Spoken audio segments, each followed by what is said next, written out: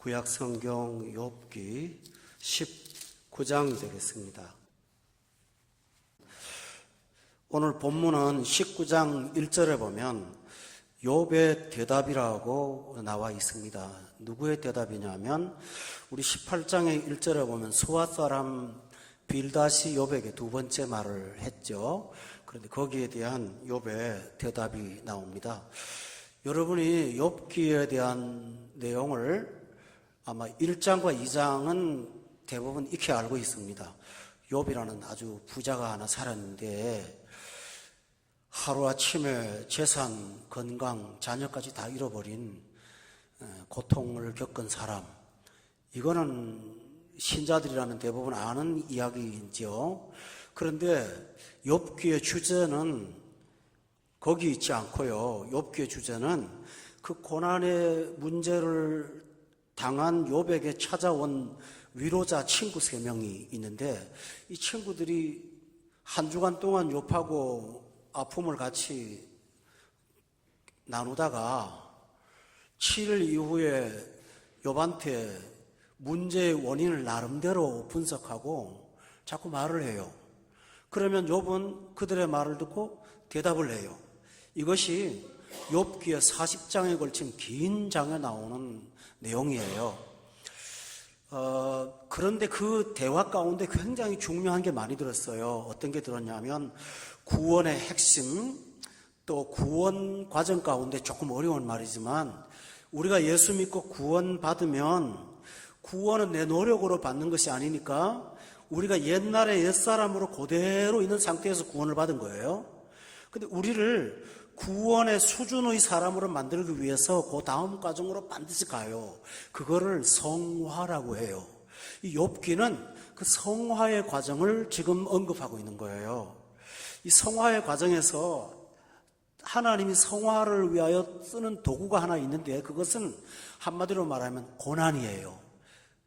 그런데 신자들 중에는 이 고난을 성화의 필연적인 통과 과정으로 생각하지 않고 이것이 불신앙의 결과다, 이렇게만 보는 경향이 대부분이라고요. 그래서 욥의 친구들은 불신앙의 결과라는 쪽으로 말을 끌고 나가고, 좀 더 쉬운 말을 하면 예수 믿는데 저 사람 사업도 실패하고 어려움을 당하는 거 보니까 하나님하고 자기만의 무슨 개인적으로 은밀하게 죄가 있나 봐 라고 치부한 거예요. 그런가 하면 욥은 그것이 아니라 내가 온전하다 하지만 죄가 없다고 하지만 나도 본래부터는 죄인이니까 하나님께서 하나님의 사람으로 만들기 위해서 나를 정금같이 단련하는 과정에 이 성화가 필요하다라고 하는 것을 욥이 말하는 거예요. 이 두 개가 쌍벽을 진행해서 나가고 있는데요. 우리가 여기서 한 가지 짚고 넘어갈 게 있습니다. 왜 하나님이 하필이면 욥의 친구들이 아니고 욥한테 이런 고난을 주느냐는 거죠. 그 까닭이 있습니다. 정확한 공식과 같습니다. 하나님은 신앙의 초보자들에게 이런 고통을 주지 않습니다. 감당할 시험이 감당할 만한 사람한테 주거든요. 그래서 하나님께서 이렇게 말했습니다. 너에게 시험 당할 즈음에 감당할 만한 힘을 주시고 피할 길도 낸다고 그랬거든요. 그러니까 하나님께서 우리에게 고난이라는 성화의 과정을 거칠 때는 그 전에 하나님이 감당할 힘을 먼저 주시고 난 다음에 고난을 끌고 나갔어요. 그리고 그 고난을 통해서 더욱더 경건한 성도로 만들어가는 그런 과정이 있는데 많은 신자들이 이런 성경의 속성을 우리가 이해를 하지 못하면 고난을 당하고 나면 혼란스러운데요. 가장 큰 혼란이 뭐냐 하면 예수 믿는데 왜 이래가 아니라 진짜 경건한 성도들의 마음속에는 내가 하나님 앞에 뭐 벌 받는가 봐 하고 회개할 것도 없는 것을 가지고 고통을 당하는 경향이 굉장히 많아요. 그래서 오히려 부정적이 되는 경우가 많거든요. 그렇지 않다라는 말이에요. 그래서 저는 이 과정을 로마서 5장이 그 순서를 아주 상세하게 설명해 놓았기 때문에 그 부분을 들어가서 보고 오늘 본문으로 돌아오도록 하겠어요. 여러분이 로마서 5장을 찾아서 함께 보도록 하겠습니다. 하나님께서 고난을 필연적으로 통과하게 하시는데 그 고난 이전에 고난을 감당할 만한 힘을 주시는 게 로마서 5장 1절로부터 2절에 나와요. 여기 잘 보세요. 제가 그냥 말씀드릴게요. 자, 1절에 보면 하나님이 제일 먼저 의롭다 하심을 주세요. 설명하진 않겠어요. 받는 거예요. 그렇죠?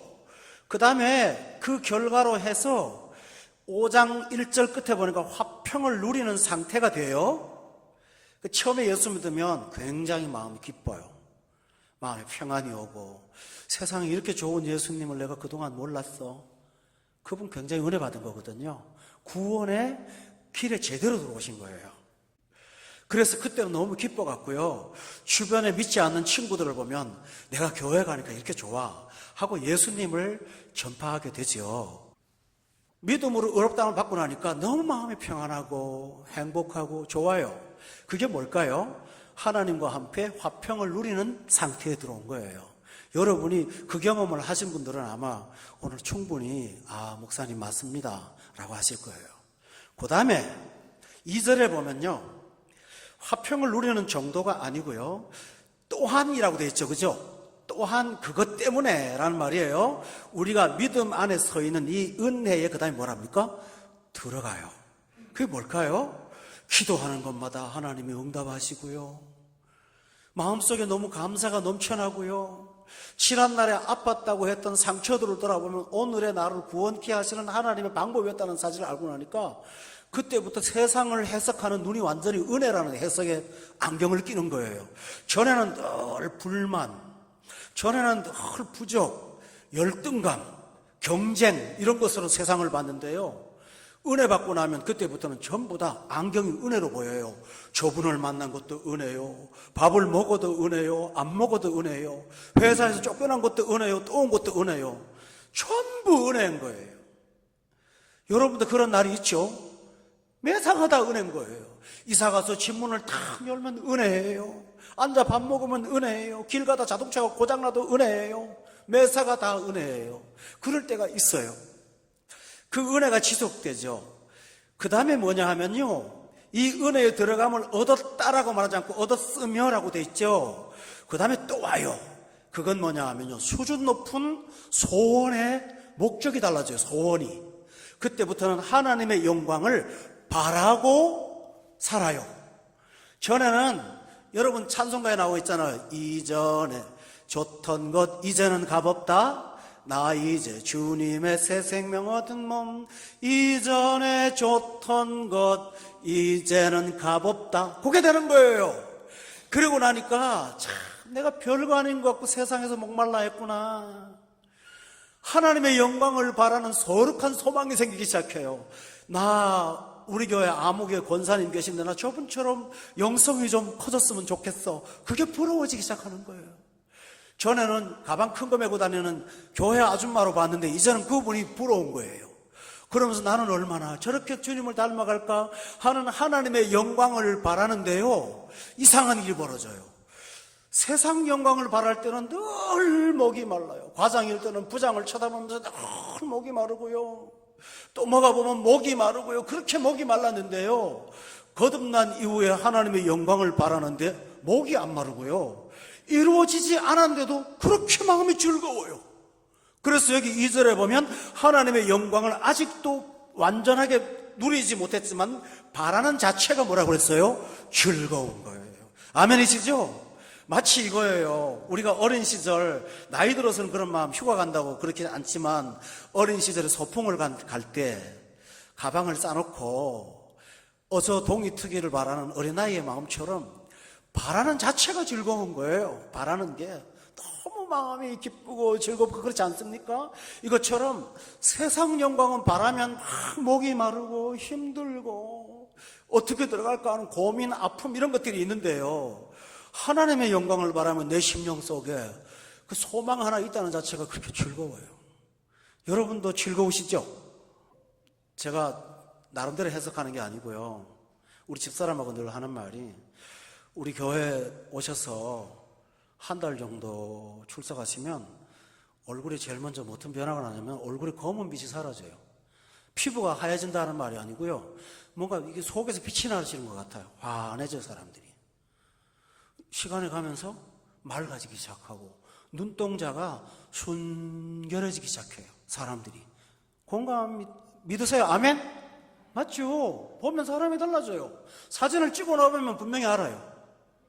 뭔가 처음에 교회 오실 때는 풀 죽은 것 같고 조금 슬픔이 배어있는 것 같고 그 다음에 뭐가 날카로운 그런 신경이 곤두서 있는 것 같은 그런 부분들이 있어요, 사실요. 그리고 뭔가 물을 덜 먹은 나무처럼 조금 이렇게 거칠고, 제 표현이 맞나요?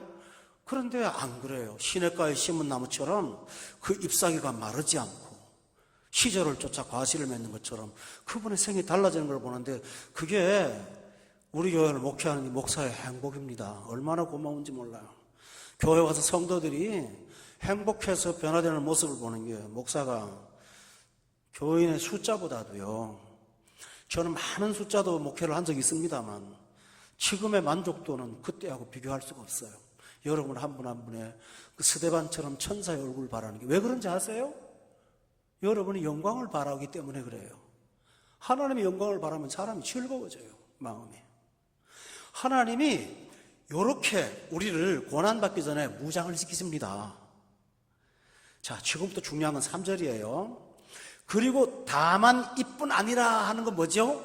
이제 은혜 받았으니까, 이제 무장했으니까 이제부터 하나님이 작업을 하십니다. 그게 뭘까요? 3절에 보면 뭐가 나옵니까? 환난이 나옵니다.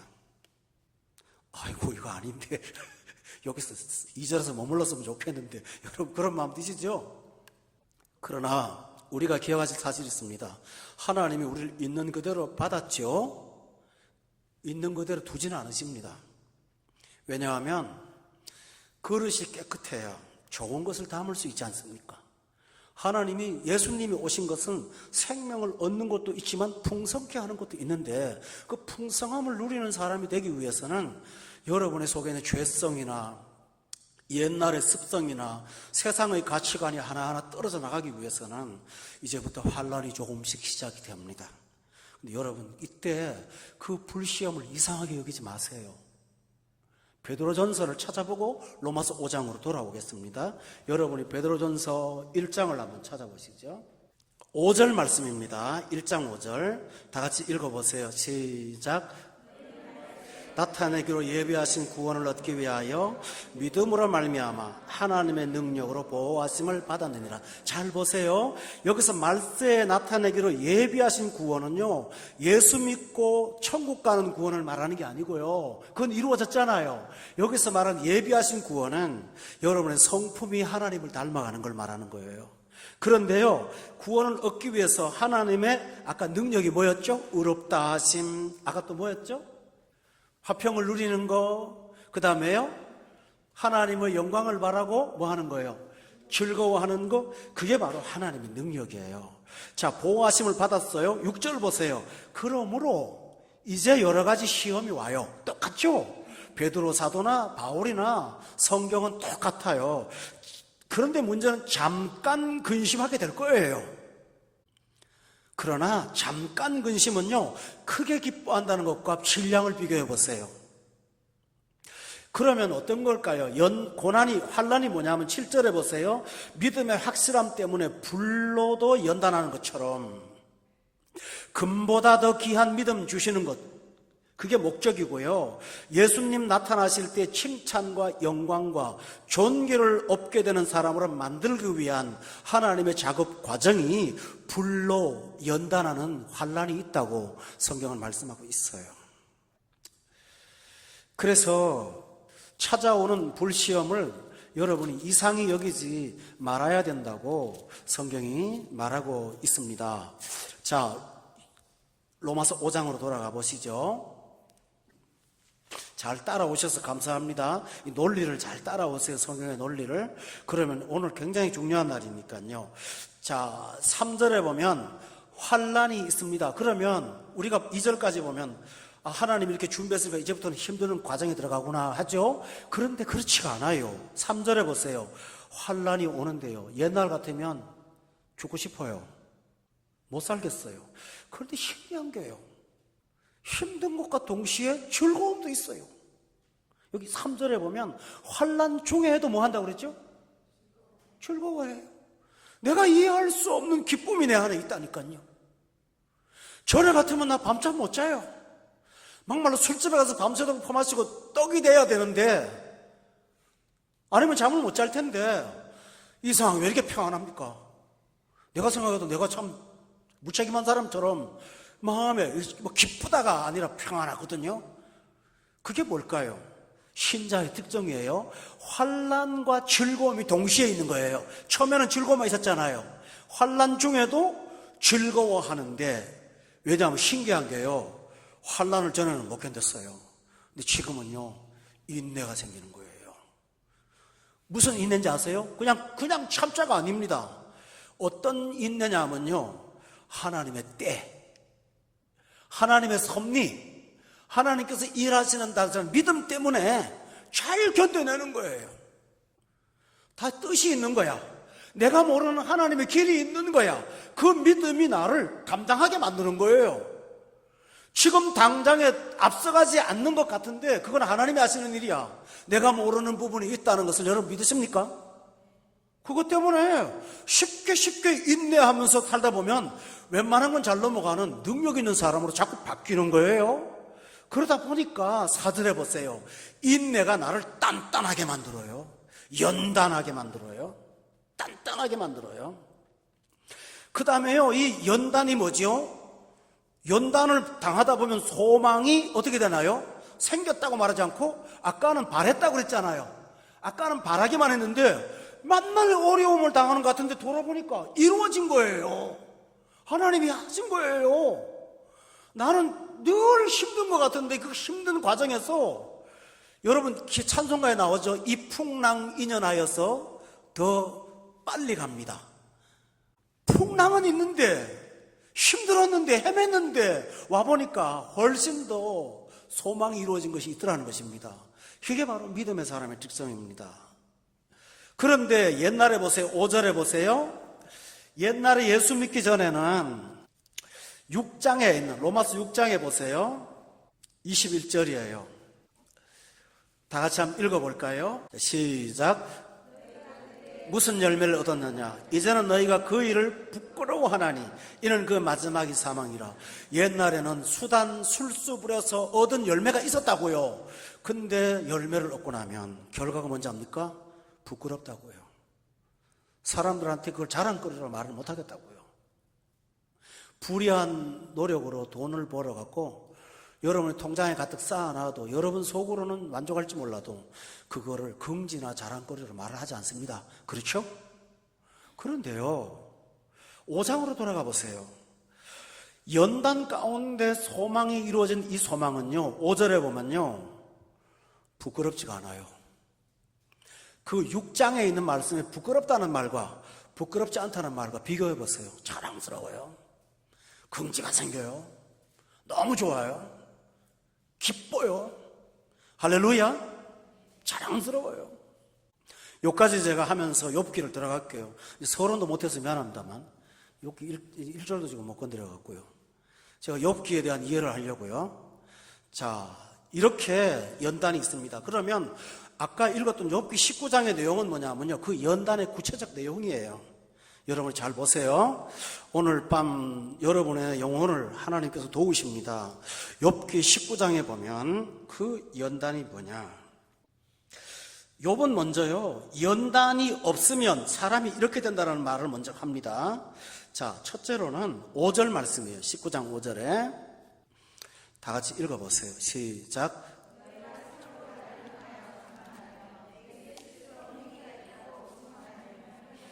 여기서 지금 빌닷이나 친구들을 보고 너희라고 하는 거죠? 참으로 나를 향하여 그 다음에 뭐라고 그랬다고요? 욥과 친구들의 차이점이 있다면, 같은 신앙인인데 친구들은 아직도 고난이 없어요. 그러니까 뭐죠? 자기 잘난 거예요. 고난이 없으면 욥이 볼 때 자만인 거예요. 신앙생활에 어려움이 없는 분들은요, 아직도 다른 사람이 교회 나오세요 해서 겨우 한 번 나오고, 뭐 하라 그러면 그냥 인간관계 때문에 하면서 거기에 대한 하등의 아픔도 없어요. 그러면서도 내 힘으로 잘 살 것처럼 생각하거든요. 그게 뭘까요? 자만이에요. 그런데 고난당하고 나면요, 사람이 찐감자가 돼갖고요, 하나님이 주물럭거리는 대로 주물럭거리지는 그런 부드러운 사람이 되면서 겸손해지죠. 근데 욥이 보니까 고난이 없으면 사람이 자만스러워진다라는 거. 하나님께서 바울한테 이런 말했죠. 바울이 병 고쳐달라고 했는데 하나님이 안 고쳐주면서 은혜로 족하다고 그래요.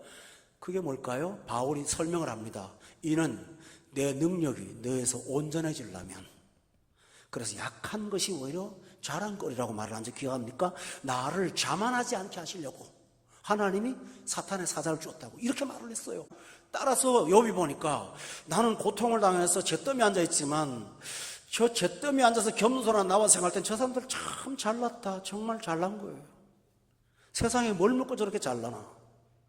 우리가 그런 사람이 됐다라는 겁니다. 욥이 벌써 고난 가운데 이만큼 성숙한 거예요. 또 보세요.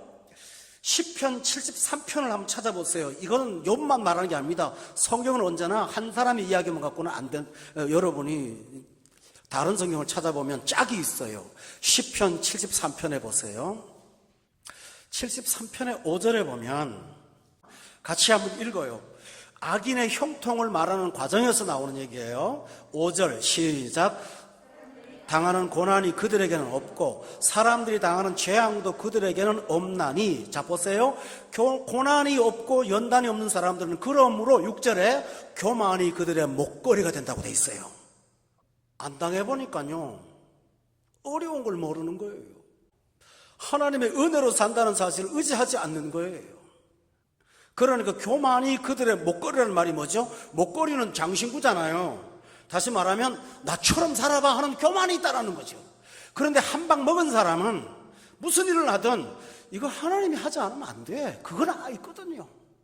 이건 하나님이 해야 돼. 내가 최선을 다했지만 결제는 하나님이 하는 거야.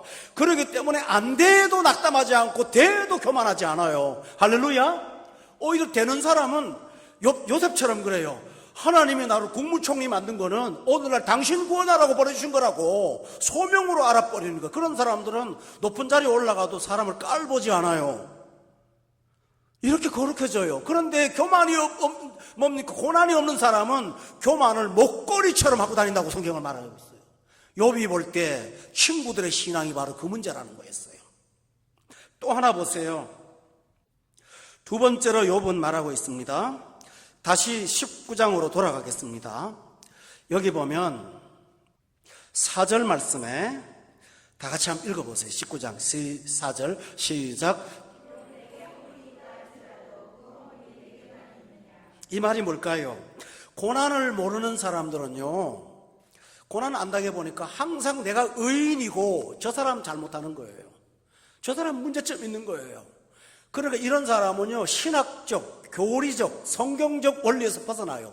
여러분, 성경의 원리가 뭐죠? 모든 사람이 죄를 범하였음에 하나님의 영광에 한 사람도 이르지 못했죠. 의인은 없나니 하나도 없는데요. 그런 사람들, 빌닷 같은 사람들은 나는 의인, 너는 죄인. 그래서 4절에 뭡니까? 비록 내게 허물이 있는 거 맞아. 그러나 그 허물이 나한테만 있냐? 그 말이 뭘까요? 은혜를 모르니까, 고난을 모르니까 자기가 죄인이라는 사실을 모르고 남을 자꾸 야단을 치는 거예요. 저는 주일학교 교육을 잘 못합니다. 이제 어릴 때 제가 교회에서 말썽꾸러기였거든요. 하도 떠들어가지고 연탄광 가서 얻어맞기도 하고, 참 그 나를 때렸던 장로님이 지금도 계시더라고요. 그 교회 가서 내가 맞았다고 그러니까 장로님이 그때 내 때린 게 나다. 그래서 주일학교에서 애들이 시끄럽게 떠들어도요, 나보다는 훨씬 나으니까 내가 말을 못하겠어요. 그냥 좋아요. 그런데요, 자기 잘못을 모르는 사람은 남한테 가혹해요. 욥이 보면서, 여러분 보세요. 율법주의자가 누가 율법주의자 압니까? 자신이 죄인인 줄 모르는 사람. 고난이 없으면 율법주의자가 돼요. 고난에 유익이 있다라는 말이죠. 또 세 번째로 봅시다. 고난을 감당하지 못한 사람은 영적으로 교만하면 이웃을 자신도 모르게 학대를 해요.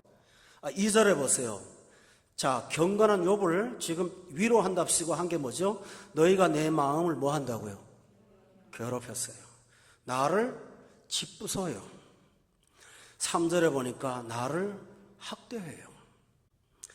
신앙생활을요, 하나님의 은혜라는 관점에서 못 보면 늘 다른 사람을 자신도 모르게 학대하는 게 돼요. 특히 바리새화 되면 그렇게 되거든요. 사랑하는 교우 여러분, 하나님은 결과를 갖고 사람을 다루지 않아요. 그 과정을 보세요, 하나님이. 우리 김영식 집사님께서 설교하신 내용 가운데 그 빌립 집사님 나오죠. 사마리아 성에서 큰 붕을 일으켰잖아요. 그런데 하나님이 어느 날 갑자기 그냥 어느 도시로 가라고 하는 것도 광야도 아니고 광야로 가는 길까지 가라고. 그래서 한 사람 영혼 구원하라고. 그 하나님이 효율성을 따집니까? 실적을 따집니까? 하나님 그런 분 아니세요. 한 영혼을 소중히 여기시는 거예요. 그런데 교만으로 살찐 사람들은 성과를 갖고 사람들을 깔봐요. 내가 이 정도 결과가 나왔으니까 이렇게 얻는 거야. 성과를 갖고. 은근히 사람을 비하하는 경향이 있죠. 그런데 욥이 볼 때 바로 고난에 유익이 없는 사람들은 이런 일이다라는 것이죠. 또 하나 있습니다. 6절에 보세요. 6절 말씀을 다 같이 한번 읽어보세요. 시작. 억울하게 하시고 자기의 그물로 나를 에워싸신 줄을 알아야 할지니라 라고 했습니다. 고난의 원인이 욥이 볼 때는 사람의 죄 때문이나 저 이웃의 죄 때문만 오는 것이 아니고 하나님이 지금 뭔가 이유가 있어. 난 잘 몰라. 그러나 하나님이 나를 억울하게 하시고 하나님의 그물로 나를 에워싸고 있다고 그가 말하고 있습니다. 교우 여러분, 이것은 절망이 아니라 희망입니다. 왜 그런지 아세요? 내 잘못으로 고난당한다 그러면 내가 회복해야 됩니다. 세상 때문에 고난당한다고 한다면 세상이 좋아져야 됩니다. 이사 가야 됩니다. 직장을 옮겨야 됩니다. 그러나 하나님이 원인이라고 한다면 하나님은 합력하여 선을 이루십니다.